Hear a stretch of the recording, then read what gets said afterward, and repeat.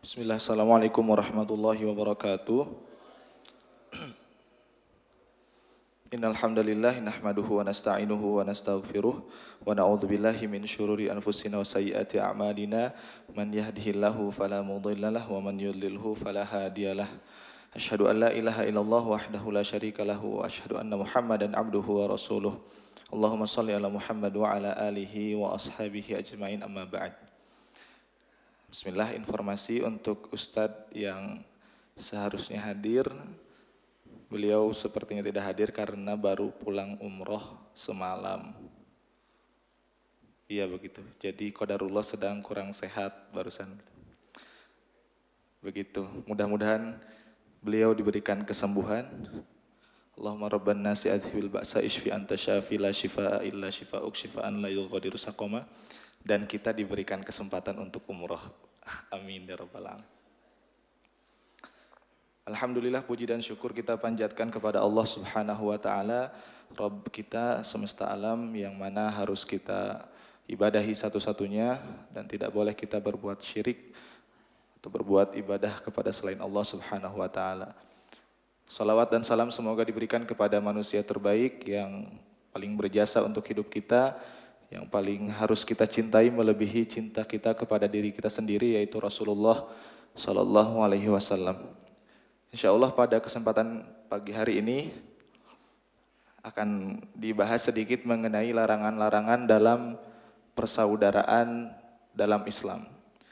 Jadi ibu bapak yang dirahmati Allah Subhanahu Wa Taala, bahwasanya ada satu hadis dari Rasulullah Sallallahu Alaihi Wasallam yang mana dalam hadis ini mencakup banyak sekali larangan yang harus kita hindari dalam masalah persaudaraan kita sesama muslim. Hadisnya dari Abu Hurairah radhiyallahu anhu. Dari Abu Hurairah radhiyallahu anhu, Rasulullah sallallahu alaihi wasallam bersabda, "La tahasadu wa la tanajashu wa la tabaghadu wa la tadabaru wa la yabi' ba'dukum ala bai'i ba'd wa kunu ibadallahi ikhwana. Al-muslimu akhul muslim la yadhlimuhu wa la yakhdhuluhu wa la yakdhibuhu wa la yahqiruhu. At-taqwa hahuna," wa yushiru ila sadrihi thalatha marrat, "bihasbi imri'in minasyarri an yahqira akhahul muslim. Kullul muslimi 'alal muslimi haram damuhu wa maluhu wa irduhu," rawahu Muslim. Yang artinya dari Abu Hurairah radhiyallahu anhu, Rasulullah sallallahu alaihi wasallam bersabda, "Janganlah kalian saling hasad, janganlah saling melakukan najash, janganlah saling membenci, janganlah saling membelakangi, dan janganlah menjual di atas jualan saudaranya. Jadilah kalian hamba-hamba Allah yang saling bersaudara. Seorang muslim adalah saudara bagi muslim lainnya. Ia tidak menzaliminya, tidak menelantarkannya, tidak berdusta kepadanya, dan tidak merendahkannya. Takwa itu di sini, kata beliau sallallahu alaihi wasallam, cukuplah seseorang dikatakan buruk jika ia merendahkan saudaranya sesama muslim. Setiap muslim atas muslim lainnya itu haram 3 hal: darahnya, hartanya, dan harga dirinya. Dalam hadis ini dijelaskan ada 9 larangan yang harus kita hindari dalam hubungan kita antar sesama muslim. Yang pertama yaitu dilarang hasad. Kemudian yang kedua dilarang melakukan najash. Najash nanti akan kita jelaskan. Kemudian yang ketiga dilarang saling membenci. Yang keempat dilarang saling memboikot. Yang kelima dilarang menjual atau membeli di atas jualan saudaranya. Kemudian yang keenam dilarang menzalimi. Yang ketujuh dilarang menelantarkan saudaranya yang membutuhkan bantuan. Yang kedelapan dilarang berdusta kepada saudara muslim. Dan yang kesembilan yaitu dilarang merendahkan saudara sesama muslim. Terkumpul dalam satu hadis ini adab-adab kita terhadap sesama muslim. Karena jamaah yang dirahmati Allah Subhanahu wa taala, muslim satu dengan muslim lainnya ini bersaudara. Dalam Quran surah Al-Hujurat Allah Subhanahu wa taala berfirman, "Innal mu'minuna ikhwah." Sesungguhnya orang mukmin itu bersaudara. Bahkan dalam hadis dijelaskan bahwa al-mu'minu kalbunyan yashuddu ba'duhu ba'dha. Orang-orang mukmin itu seperti bangunan yang mana saling menguatkan satu sama lain. Artinya tidak boleh ada hal-hal yang menjurus kepada kebencian atau menjurus kepada perpecahan, karena muslim satu dengan muslim lainnya adalah bersaudara. Bahkan karena anjuran bersaudara ini merupakan salah satu anjuran yang ditekankan, kita dapati bahwasanya ada dua hal yang boleh kita berbohong padanya. Salah satunya adalah berbohong dalam rangka mendamaikan dua orang muslim yang sedang bertengkar. Saking Allah ingin kita agar bersaudara, kita boleh berbohong ketika mendamaikan dua orang yang sedang bertengkar. Atau suami istri yang sedang bertengkar, kita boleh berbohong. Padahal berbohong itu adalah dosa. Tapi dalam hal untuk menyatukan hubungan antar sesama muslim, itu menjadi diperbolehkan. Kemudian Rasulullah SAW juga mencontohkan bahwasanya hal kecil yang menjurus kepada persatuan Islam ini sangat dianjurkan. Dalam hadisnya Rasulullah SAW sabda, la tahqiranna minal ma'rufi syai'a walau antal qa'akhaka biwajhin talqin. Janganlah engkau meremehkan kebaikan sedikit pun meskipun hanya tersenyum ketika berjumpa dengan saudaramu. Kenapa demikian? Karena berjumpa dengan saudara dalam kondisi kita tersenyum itu bisa menumbuhkan rasa cinta dan bisa menghilangkan kedengkian, kebencian dan seterusnya. Dan ini menunjukkan kepada persatuannya Islam begitu. Maka jamaah yang mudah-mudahan dirahmati Allah Subhanahu wa taala, pada kesempatan ini kita akan bahas larangan-larangan yang 9 tadi. Mudah-mudahan kita bisa menjauhinya. Yang pertama, Nabi SAW melarang kita dari hasad.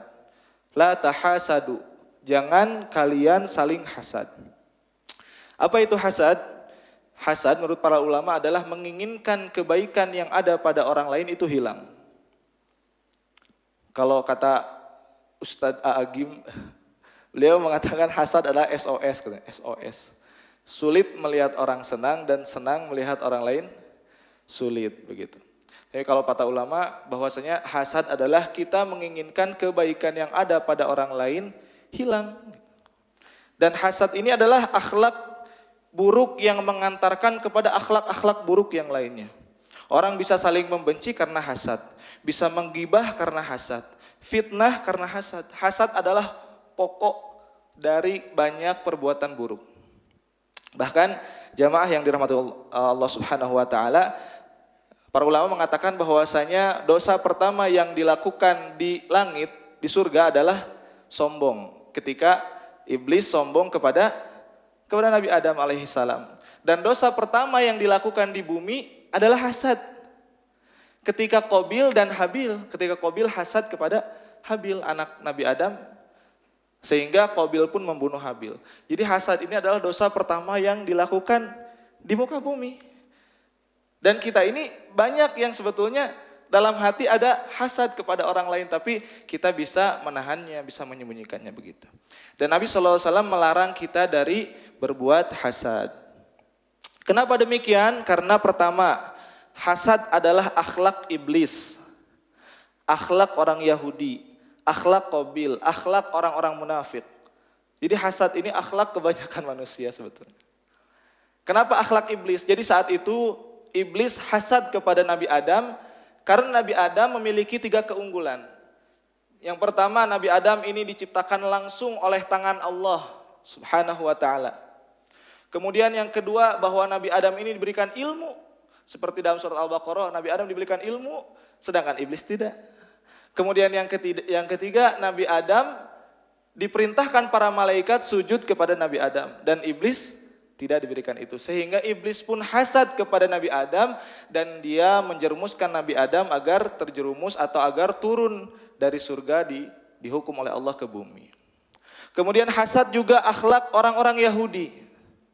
Orang-orang Yahudi yang saat itu mereka tahu akan ada nabi terakhir yang turun di akhir zaman. Sehingga mereka pun pindah ke Madinah. Orang-orang Yahudi tahu dalam kitab mereka akan ada nabi yang turun di Madinah. Mereka pindah ke Madinah.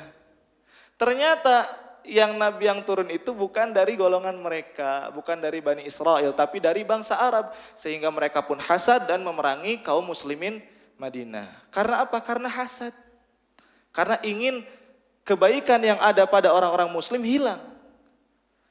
dan menyebabkan peperangan di antara kaum Yahudi dengan kaum muslimin. Kemudian juga hasad adalah akhlaknya Qabil yang telah membunuh Habil. Dalam Al-Quran surat Al-Ma'idah ayat 27 Allah Subhanahu wa ta'ala menceritakan bahwasanya Qabil dan Habil ini sama-sama memberikan sembelihan kepada Allah, persembahan kepada Allah. Tapi Allah hanya menerima persembahan dari Habil, sehingga Qabil pun hasad kepada Habil dan Qabil membunuh Habil. Ini juga pembunuhan pertama dalam Islam, dalam dunia ini begitu. Dan hasad juga yang terakhir adalah akhlak orang-orang munafik. Orang-orang munafik di zaman Nabi ada, mungkin kita tahu namanya Abdullah bin Ubay bin Salul. Jadi saat itu Madinah terbagi menjadi dua suku, yaitu suku Aus dan suku Khazraj. Mereka berperang, yang perangnya itu sangat memakan banyak korban, namanya perang Yaum Bu'ats. Dan para petinggi mereka meninggal, akhirnya yang tersisa hanya dua orang. Yang dua orang itu yang nama Abu Amir Al-Fasik dan Abdullah bin Ubay bin Salul. Abdullah ini dia udah merasa pede, yakin akan jadi ketua di Madinah, kepala di Madinah, karena kepala-kepala yang lain meninggal. Tiba-tiba Rasulullah SAW datang. Jadi beliau membuat Abdullah bin Ubay bin Salul hasad terhadap Nabi SAW. Kenapa? Karena tadinya dia yang akan jadi pemimpin, tiba-tiba datang Nabi SAW yang menjadi pemimpin. Dan itulah hasad orang-orang munafik, sehingga mereka memusuhi umat Islam. Jadi jamaah yang dirahmati Allah Subhanahu wa taala, hasad ini merupakan akhlak dari orang-orang buruk, orang Yahudi, orang munafik, Qabil, kemudian tadi akhlak dari iblis. Sehingga kita harus menjauhinya. Kemudian yang kedua, hasad ini adalah bentuk protes terhadap takdir Allah Subhanahu wa taala. Ketika orang menginginkan sesuatu yang ada pada orang lain hilang, berarti dia tidak menerima takdir Allah Subhanahu wa taala atas dirinya. Allah Subhanahu wa taala berfirman dalam surat Az-Zukhruf ayat 32, "Apakah mereka yang membagi-bagi rahmat Tuhanmu?" Kata Allah, "Kami telah menentukan antara mereka penghidupan mereka dalam kehidupan dunia, dan kami telah meninggikan sebagian mereka atas sebagian yang lain beberapa derajat, agar sebagian mereka dapat mempergunakan sebagian yang lain, dan rahmat Tuhanmu lebih baik daripada apa yang mereka kumpulkan." Artinya apa yang kita miliki ini sudah merupakan takdir Allah Subhanahu wa taala, merupakan pembagian dari Allah Subhanahu wa taala atas keadilannya. Sehingga ketika kita hasad kepada orang lain karena kita tidak memiliki itu tapi orang lain memilikinya, maka itu merupakan bentuk protes kita terhadap takdir Allah Subhanahu wa taala. Allah lah yang telah membagikan kecerdasan, membagikan harta, membagikan ketampanan, kecantikan, semua Allah yang membagikan. Ketika kita hasad karena orang lebih cantik dibanding kita, orang lebih tampan dibanding kita, berarti kita sedang tidak menerima takdir Allah. Ketika kita hasad melihat orang lain lebih kaya dibanding kita, berarti kita sedang tidak menerima takdir Allah atas kita. Maka ini merupakan bentuk protes kepada Allah Subhanahu wa taala yang harus kita hindari.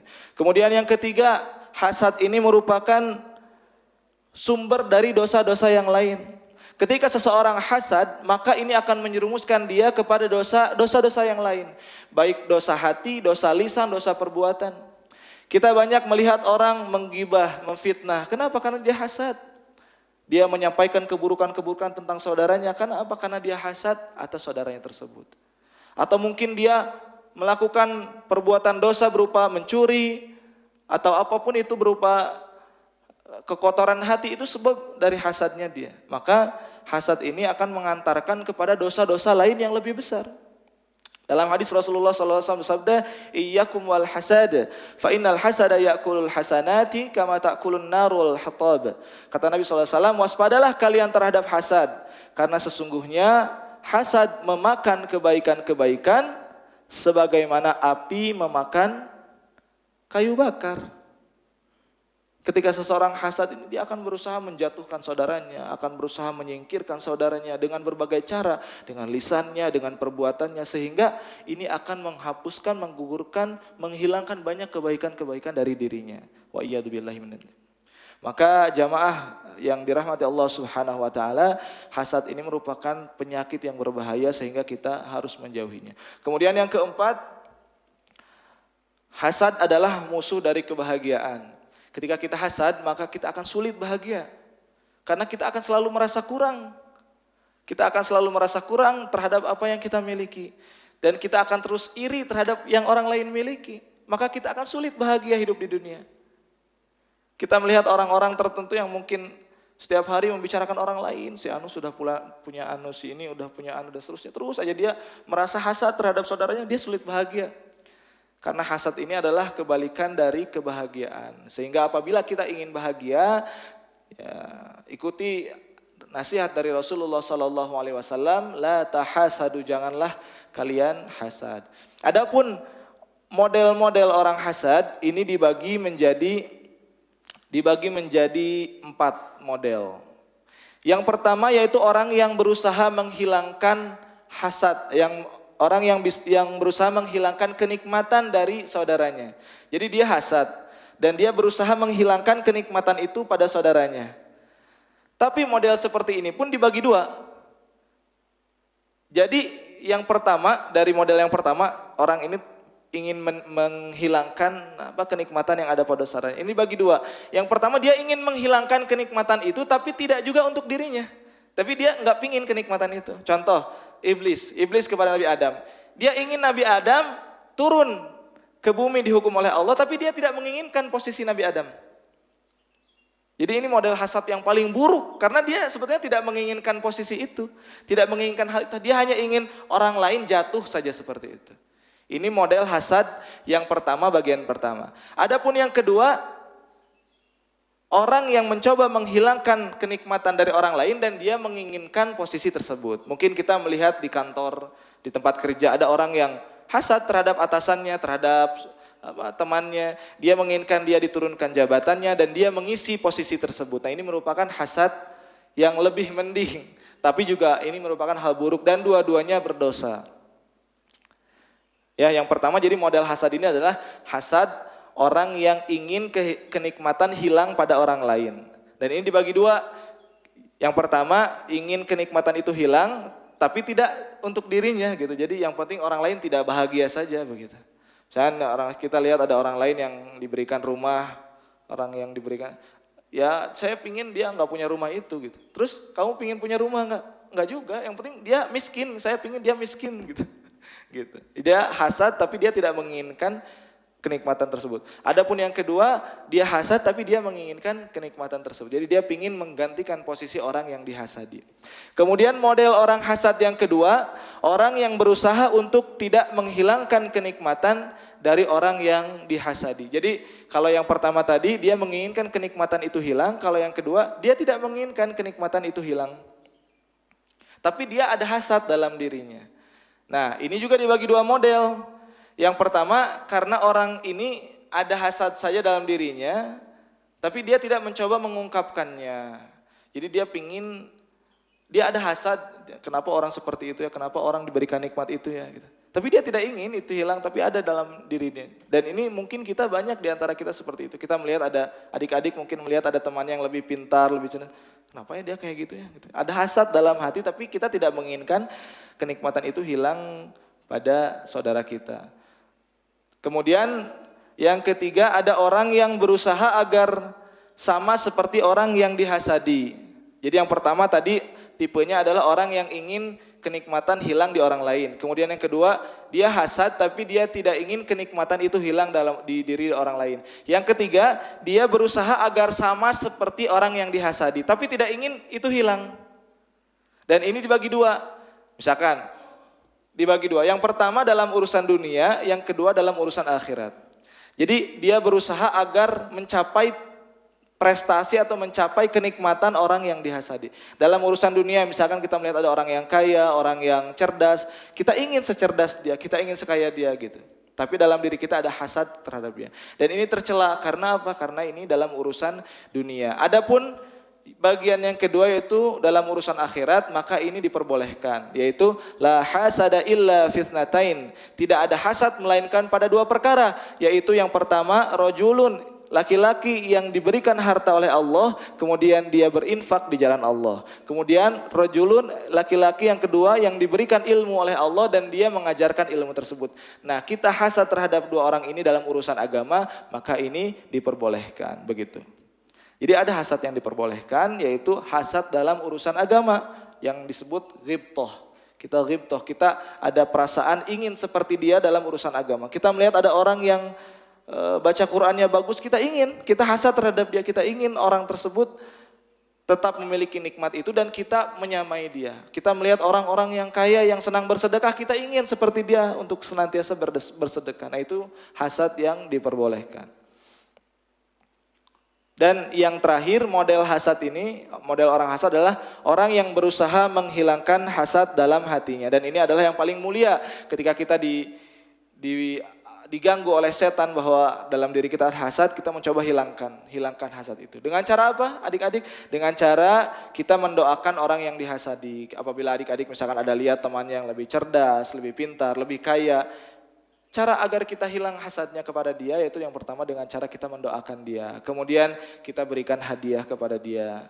Kemudian kita memuji dia di depan orang lain, maka itu akan menghilangkan hasad dalam diri kita. Intinya jamaah yang dirahmati Allah Subhanahu wa taala bahwasanya hasad ini adalah akhlak yang buruk yang harus kita hindari karena dampaknya sangat besar bagi kehidupan kita, bagi persaudaraan kita sesama muslim. Kemudian yang kedua larangan dari Nabi Shallallahu alaihi wasallam adalah wala tanajashu. Janganlah saling melakukan najash.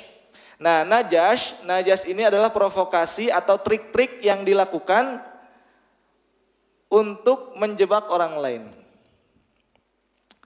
Jual beli najas juga seperti itu. Jadi jual beli najas contohnya seperti ini. Si A menjual barang. Si B adalah teman si A. Si B ini pura-pura menjadi pembeli. Agar menarik si C membeli barang itu dengan harga yang lebih tinggi. Saya contohkan. Misalkan si A menjual handphone 2 juta. Nah dia sekongkol sama si B. Nanti bilang ke si B. Jadi si B bilang nanti kalau ada yang beli kamu tawar ya 2,5 lah saya berani gitu kan. Padahal mereka bohong-bohongan. Nanti datang si C pas mau beli ke si A berapa harganya? 2 juta. Kata si B, oh saya berani 2,5 juta. Agar apa? Agar si C terjebak dengan harga yang lebih tinggi. Ini adalah jual beli najas dan ini terlarang karena ini menyebabkan persaudaraan dalam Islam pecah. Contoh yang lain dalam lelang palsu, misalkan dalam lelang tiba-tiba ada yang mengangkat tangan berapa? Dilelang 2 juta, dia angkat 5 juta. Padahal dia tidak berniat membeli karena dia adalah sekongkol dengan penjualnya kan. Hanya apa? Hanya agar harganya naik. Dan ini tidak boleh.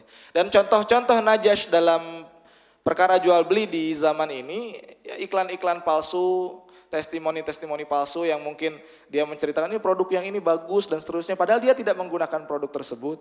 Bahkan dia tidak tahu produk itu baik atau tidak. Tapi dia mengatakan ini bagus dan seterusnya. Agar apa? Agar orang lain membeli. Dan ini merupakan jual beli najas. Ini dibenci. Kenapa? Karena ini akan menimbulkan kebencian antara sesama muslim.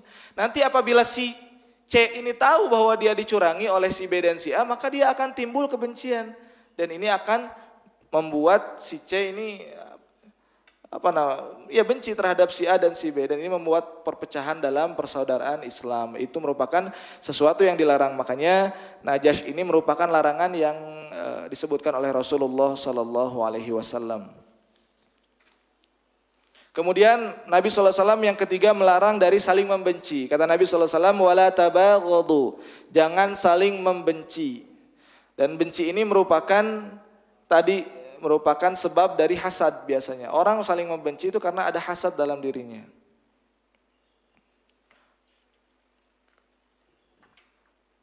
Ketika orang membenci satu sama lain, maka mereka akan saling menggibah, memfitnah, bahkan mungkin adu fisik dan seterusnya. Maka membenci pun dilarang oleh Rasulullah SAW. Rasulullah juga bersabda, Inna syaitana qad ya'isa an ya'budahul musalluna fi jaziratil Arab walakin fit tahrishi bainahum. Kata Nabi SAW, sesungguhnya setan telah putus asa untuk disembah kaum muslimin di Jazirah Arab. Akan tetapi setan akan selalu mengadu domba di antara kaum muslimin. Jadi setan sudah putus asa untuk disembah di muka bumi ini. Tapi dia berusaha untuk saling mengadu antar sesama muslim. Jadi dia ingin sesama muslim itu saling membenci sehingga mereka saling bermusuhan.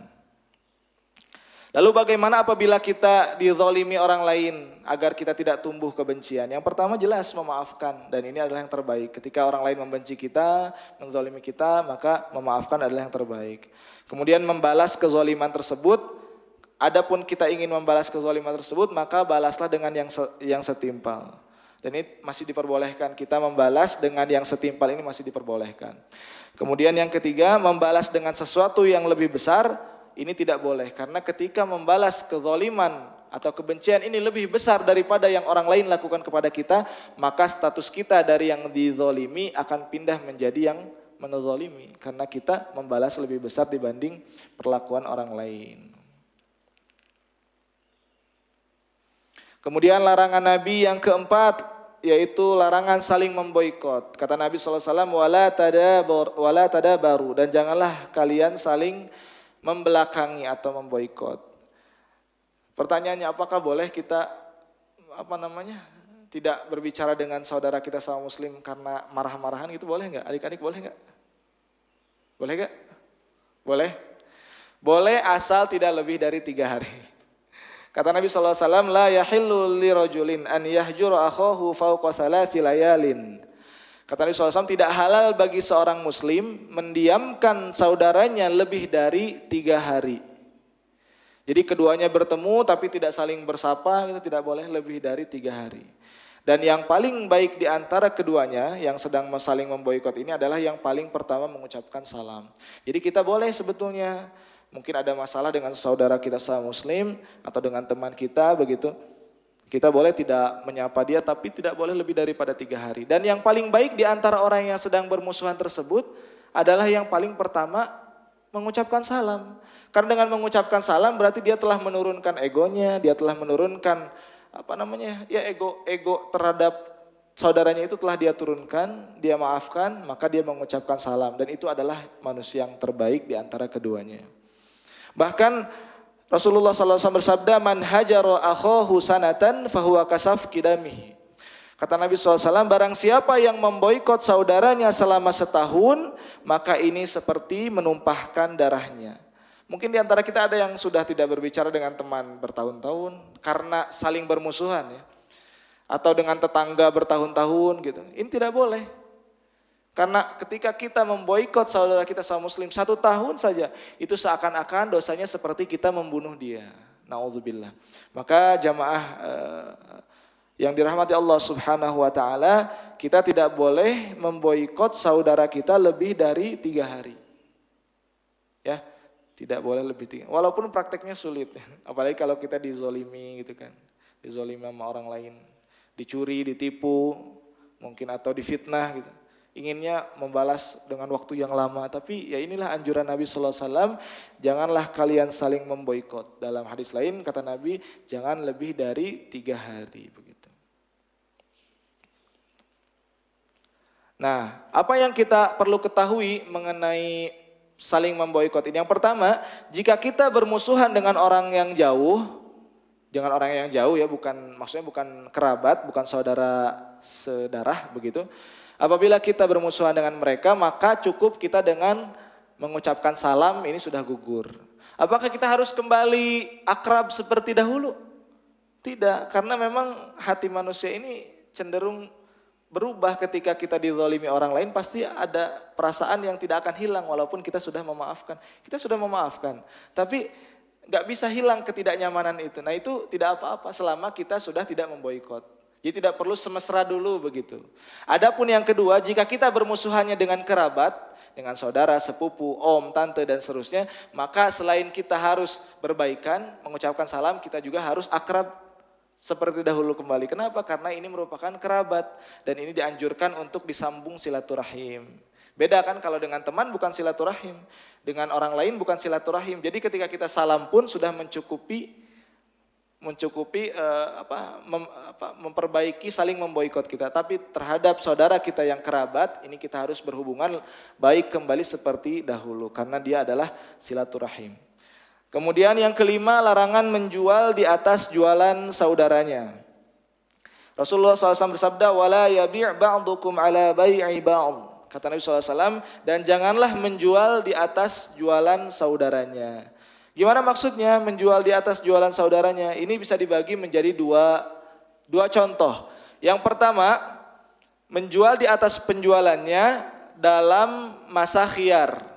Masih dalam masa penawaran, masih dalam masa tunggu, belum deal. Ini juga nggak boleh kita menjual di atas jualan saudara kita. Contoh yang tadi, si A menjual handphone ke si B 2 juta. Kemudian bolehlah dicek dulu 1 hari atau 2 hari, silakan cek dulu sebelum deal. Tiba-tiba si C datang. Si C datang ke si B, menawarkan barang yang sama dengan harga yang lebih murah, 1,5 juta misalkan gitu. Padahal ini lagi masa penawaran antara si A dan si B. Maka ini dilarang. Kenapa? Karena akan menimbulkan kebencian antara A dan B dan C semua begitu. Saya ulangi, A menjual barang 2 juta ke si B handphone. Dalam masa tunggu ini tiba-tiba si C mengambil kesempatannya aja nih. Di saya nih 1,5 juta, ngapain kamu beli dia 2 juta mahal gitu kan. Ini termasuk menjual di atas jualan saudaranya dan ini dilarang dalam Islam karena akan menimbulkan kebencian. Kemudian contoh yang kedua, bisa jadi si A dan si B ini sudah selesai transaksinya, deal, sudah si B membeli barang si A 2 juta. Tapi si C kompor. Ngapain kamu beli di dia? Mahal di dia nih, ada barang 1,5 juta gitu kan gitu. Ini pun tetap tidak boleh. Kenapa? Karena ini akan menimbulkan penyesalan di hati si B. Karena kayak saya beli lebih mahal dibanding dia kan. Akhirnya dia membenci si A begitu. Intinya hal-hal yang menjurus kepada kebencian, menjurus kepada perpecahan dalam Islam ini dilarang. Maka kita harus memperhatikan adab-adab seperti ini. Juga tidak boleh kita menawar di atas tawaran saudaranya. Misalkan mengusan dibalik, si A lagi menjual handphone ke si B 2 juta, tiba-tiba si C datang ke si A, saya beli aja lah 2 juta 200 gitu kan. Padahal ini lagi masa tunggu, ini juga tidak boleh karena ini akan menimbulkan kebencian antara A, B dan C begitu. Itu pun tidak boleh. Apalagi kata Nabi sallallahu alaihi wasallam, wala yakhtubu ala khitbati akhihi. Janganlah kalian melamar di atas lamaran saudaranya. Ini jual beli aja barang nggak boleh. Apalagi melamar di atas lamaran saudaranya. Maksudnya apa? Ketika ada seorang perempuan sudah dilamar oleh seorang laki-laki, maka tidak boleh orang yang ketiga tiba-tiba datang pingin melamar juga. Kecuali lamarannya batal atau kecuali perempuannya belum menentukan kepada hati mana dia akan berlabuh begitu misalkan. Ini ketawa emang ngerti kali. Bocil. Nah, jadi tidak boleh melamar di atas lamaran saudaranya ya. Jadi adik-adik kalau ini ada temennya udah ngelamar serius. Jangan karena kita cinta ini dia adalah jodohku, hasil istikharahnya ke dia, enggak. Kalau dia sudah dilamar orang lain tidak boleh kita lamar. Karena ini akan menimbulkan perpecahan di antara sesama muslim. Berdoa ke Allah, ditunggu jandanya begitu. Astagfirullah. Tidak betul, enggak boleh ya. Nah, adapun ketika perempuan ini belum menentukan, maka ini boleh. Misalkan ditanya dulu apakah ukhti atau teteh udah ada yang melamar, udah tapi saya belum menentukan apakah saya mau atau enggak gitu. Nah, itu baru kita ada peluang buat kita. Nah, masuk langsung gitu. Begitu adik-adik, Masya Allah.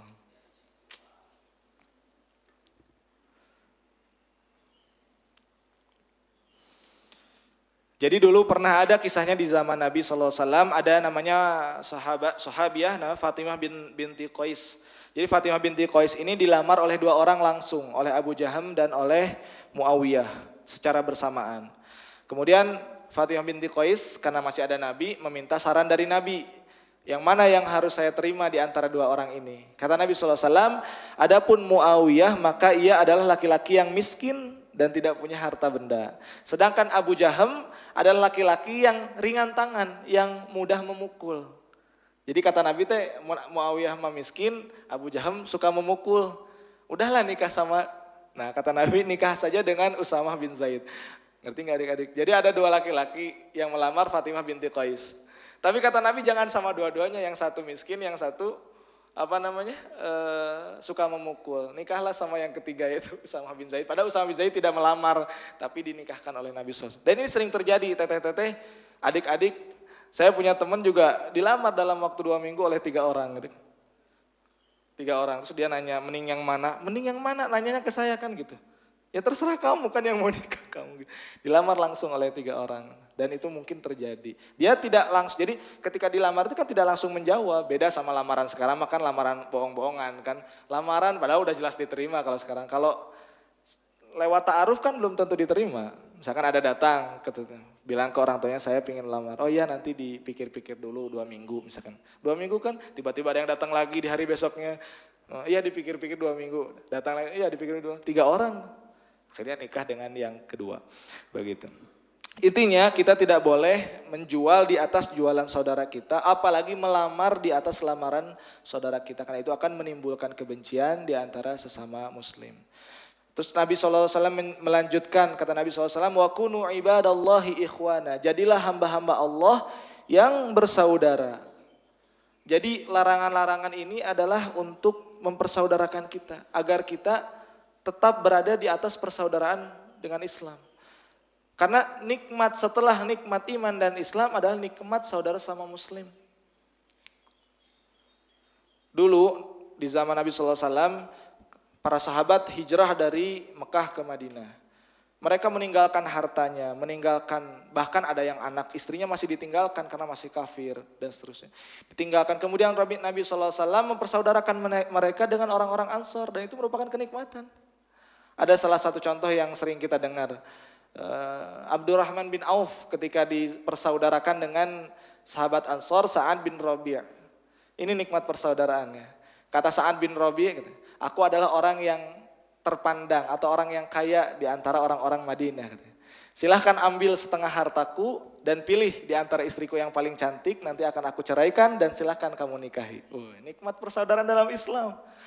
Abdurrahman bin Auf meninggalkan hartanya di Mekah, datang ke Madinah dipersaudarakan oleh Nabi. Ini bukan saudara kandung, maksudnya bukan saudara silaturahim, bukan, serahim bukan. Saudara sama muslim. Tapi Sa'ad bin Rabi karena keimanannya dia menawarkan setengah hartanya untuk Abdurrahman bin Auf dan menawarkan salah satu istrinya untuk Abdurrahman bin Auf. Gak mungkin kan di kita gak mungkin ya, gak mungkin. Ada istri 2, ada 3 gitu, mana yang paling cantik? Paling kan mau dikasihkan gitu paling, ya gitulah ya. Gak mungkin yang paling cantik dikasihin kan gitu. Silakan pilih yang mana yang kau sukai, nanti akan aku ceraikan. Setelah masa iddah silakan nikahi. Tidak mungkin, tapi itulah persaudaraan dalam Islam gitu. Itulah yang Nabi SAW ajarkan kepada kita agar senantiasa bersaudara di atas Islam. Nah kemudian lanjut kan dilarang ini, dilarang itu dan seterusnya. Ada 9, nah yang terakhir, kena waktu ya. Yang terakhir kata Nabi SAW, wala yahkiruhu, dan janganlah kamu merendahkan orang lain. Jadi dalam hadis ini diawali dengan jangan hasad, diakhiri dengan jangan merendahkan orang lain. Ini ada sesuatu yang penting. Tadi kan saya bilang ya, dosa pertama yang dilakukan di surga apa tadi adik-adik? Dosa yang pertama dilakukan di surga apa? Sombong. Dosa yang dilakukan di di bumi? Hasad. Nah, sombong itu apa sih? Sombong? Apa? Hadisna. Nah, batarul haq wa ghamtun nas. Menolak kebenaran dan merendahkan orang lain. Jadi sombong itu bukan berarti pakai pakaian yang mewah, mobil mewah, itu bukan sombong namanya. Apabila tidak merendahkan orang lain. Bisa jadi pakaiannya compang-camping, tapi ketika dia merendahkan orang lain, maka itu termasuk sombong.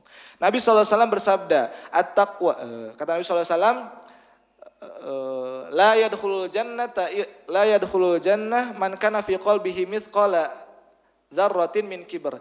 Tidak akan masuk surga bagi orang yang di dalam hatinya terdapat kesombongan sebesar dzarrah. Kemudian para sahabat nanya, apa itu sombong? Kata Nabi, al-kibru batarul haq wa ghamtun nas. Sombong itu adalah merendahkan orang lain dan menolak kebenaran. Maka kata Nabi sallallahu alaihi wasallam, wala yahkiruhu, dan janganlah kalian merendahkan orang lain. Jadi dalam hadis yang panjang tadi diawali dengan tidak boleh hasad, diakhiri dengan tidak boleh sombong, tidak boleh merendahkan orang lain. Jadi jangan sampai kita merasa hebat di hadapan orang lain karena kita memiliki harta, memiliki jabatan, memiliki ketampanan, kecantikan, kecerdasan. Tidak, karena memang itu adalah pembagian dari Allah saja seperti itu. Orang lain diberikan seperti itu karena pembagian dari Allah saja. Dan belum tentu pun dengan nikmat yang Allah berikan kepada kita, kita bisa selamat. Belum tentu. Di akhirat bisa selamat. Belum tentu dengan harta yang kita miliki, kita selamat di akhirat. Belum tentu. Bisa jadi orang yang tidak memiliki harta lebih selamat di akhirat nanti. Belum tentu dengan ketampanan yang kita miliki, kita selamat di akhirat. Bisa jadi dengan ketampanan ini kita sombong. Merendahkan orang lain yang tidak tampan. Dan membuat kita terjerumus di akhirat nanti.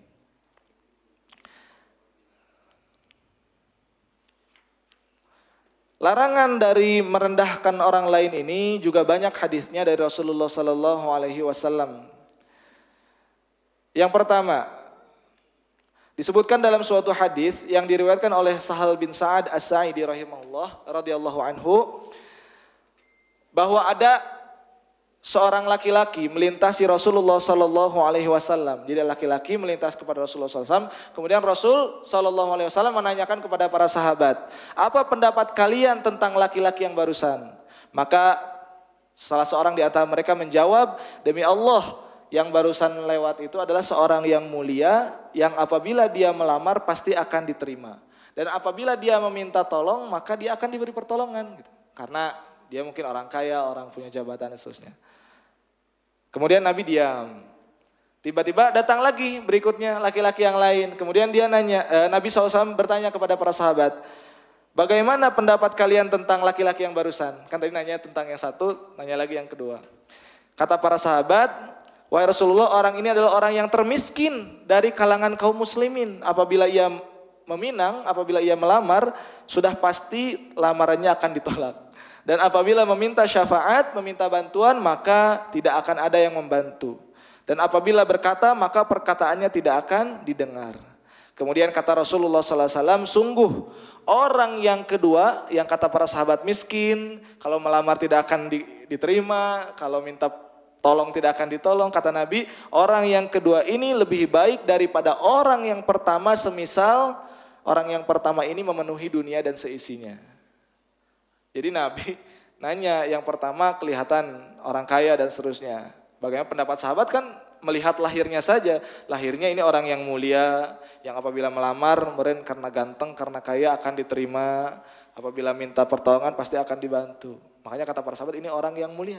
Tapi orang yang sebelah kiri, yang satunya lagi dia miskin dan seterusnya. Makanya sebut. Tapi ternyata orang yang kiri, orang yang kedua ini lebih baik orang daripada orang yang pertama. Walaupun orang yang pertama banyaknya sepenuh bumi. Berarti kita hanya bisa menilai lahirnya saja. Adapun hatinya kita tidak bisa menilai. Begitu. Kemudian dalam hadis lain juga tentang ada bayi yang bisa berbicara ya. Adik-adik tahu kan ada kisah bayi yang bisa berbicara? Ada 3 bayi yang bisa berbicara. Bayi yang di zaman Juraij, yang pendeta soleh itu kan. Kemudian bayi di ini yang kedua ini, bayi yang digendong oleh seorang wanita. Bayi digendong oleh seorang wanita, ini dalam hadis juga ya. Dalam hadis ada seorang wanita dari kalangan Bani Israel sedang menyusui bayinya. Tiba-tiba ada laki-laki yang tampan dan gagah sambil menunggang tunggangannya lewat di depan wanita itu. Kemudian wanita itu berkata, ya Allah, jadikanlah anakku ini yang sedang disusui seperti pemuda yang barusan, gagah, tampan, naik kuda, gagah dan berani, begitu. Kemudian tiba-tiba bayinya ngomong, ya Allah janganlah engkau jadikan aku seperti dia, padahal lagi menyusui. Tiba-tiba dilepas susuannya, ya Allah janganlah engkau jadikan aku seperti dia, menyusui lagi. Si bayi itu tiba-tiba menyusui lagi, begitu. Kemudian lewatlah orang yang kedua. Orang yang kedua merupakan budak wanita, lewat. Kata ibunya, ya Allah janganlah engkau jadikan anakku seperti dia. Janganlah jadikan engkau anak yang sedang diwangi seperti dia, seperti budak wanita tersebut. Maka sang bayi pun melepaskan susuannya, kemudian dia berkata, ya Allah jadikanlah aku seperti dia. Jadi si bayi menentang ibunya. Dari bayi sudah menentang ibunya. Kemudian ibunya nanya, kenapa begitu? Kenapa yang tadi jelas-jelas gagah dan tampan tapi tidak mau, sedangkan yang budak wanita jadikan seperti itu. Kemudian bayinya menjawab, sesungguhnya pemuda penunggang itu sebenarnya adalah orang yang kejam, diktator. Sedangkan yang budak wanita ini adalah orang menuduhnya sebagai pencuri, pezina, padahal dia tidak melakukannya. Maksudnya orang yang kedua ini lebih mulia dibanding orang yang pertama, walaupun penampilannya tidak seperti itu. Ini bayi bisa berbicara atas izin Allah Subhanahu wa taala. Jadi kita jangan terperdaya dengan penampilan luar, adik-adik. Bagaimanapun kita tidak boleh merendahkan orang lain oleh sebab penampilan luar yang kita lihat. Baik hartanya, pakaiannya, kendaraannya, apapun itu, ketampanannya itu tidak berpengaruh di sisi Allah. Karena apa? Karena Allah Subhanahu wa taala hanya menilai dari ketakwaannya. Inna akramakum indallahi atqakum. Sesungguhnya yang paling mulia di antara kalian adalah yang paling bertakwa. Kata Nabi SAW, innallaha la yanzuru ila ajsamikum wala ila amwalikum walakin yanzuru ila qulubikum wa amalikum. Kata Nabi SAW, sesungguhnya Allah tidak melihat kepada jasad kalian, fisik kalian, dan juga tidak melihat kepada harta-harta kalian. Akan tetapi Allah Subhanahu wa taala melihat terhadap hati-hati kalian dan amal-amal kalian. Jadi yang Allah lihat itu adalah amal kita. Hati kita, kebersihan hati, bukan dari fisik, bukan dari harta. Percuma harta tapi tidak digunakan untuk beramal. Percuma fisiknya bagus tapi hatinya busuk. Ya, sok dipikir-pikirlah. Gitu. Intinya bahwa larangan merendahkan orang lain ini sangat berat timbangannya di sisi Allah Subhanahu wa taala. Bahkan tadi kan dalam hadis Rasulullah SAW sabda, la yadkhulul jannata man kana fi qalbihi mithqalu dzarratin min kibr. Tidak akan masuk surga barang siapa yang sebesar, yang pada hatinya terdapat sebesar biji zarah kesombongan. Biji zarah. Ini para ulama juga mengatakan biji zarah ya. Zarah itu dalam bahasa Arab kan. Kalau kita boleh sepertikan zarah itu besarnya seperti apa? Ini seperti kita membuka jendela nih. Tiba-tiba di siang-siang kita membuka jendela, terus kan ada yang terbang nih, kelihatan di cahaya itu ada yang terbang debu-debu. Nah itu partikel kecil itu dzarrah. Atau dzarrah itu ketika kita nempelkan tangan di pasir, terus dikepruk. Nah yang nyisa itu dzarrah. Sekecil itu saja ada kesombongan dalam diri kita, maka tidak akan masuk surga. Kenapa? Karena kesombongan itu adalah haknya Allah. Allah Subhanahu wa taala yang memiliki segalanya. Adapun kita hanya dititipi saja. Gitu. Begitu.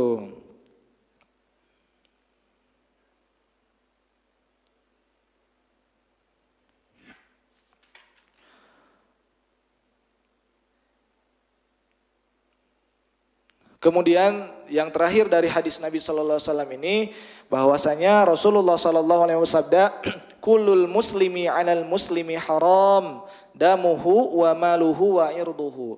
Setiap muslim atas muslim lainnya itu adalah haram darahnya, hartanya dan harga dirinya. Nah ini kita harus jaga ketiga hal ini, jangan sampai kita menzolimi orang lain, baik menzolimi dari hartanya, dari darahnya maupun harga dirinya. Dari darahnya mungkin kita, naudzubillah, ada orang yang membunuh itu menzolimi orang lain atau melukainya. Dari hartanya mencuri, menipu. Dari harga dirinya apa? Memfitnah, menggibah. Itu kita sedang menzolimi orang lain dari sisi harga dirinya.